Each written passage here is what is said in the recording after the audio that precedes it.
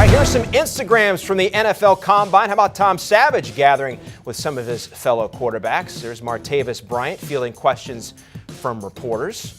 You've been on both sides of that table, I think. Odell Beckham with an action shot from the finish line of his 40. That's pretty cool. And Connor Shaw showing off his Combine swag as the week in Indy began. So that's all the fun and games of the weekend. Now let's get down to the business with a man who knows all about scouting prospects. He's done it for years at the pro level, our draft insider, Russ Lande. Russ, let's talk about wide receivers. In your mind, who opened eyes there this weekend in Indianapolis?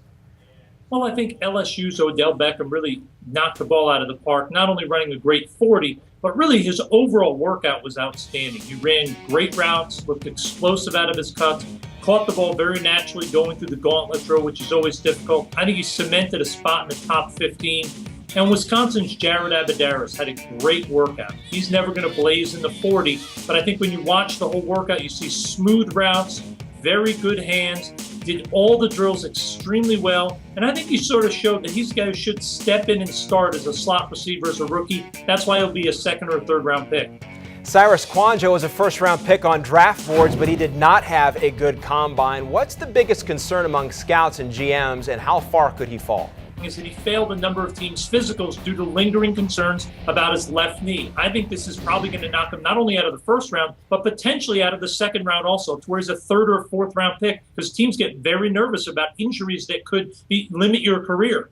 All right, so for Michael Sam, this is more than an on-field test, Russ. It was in many ways a test of how he will handle the media attention from this point forward as the first openly gay player in the pros. How did he handle the combine?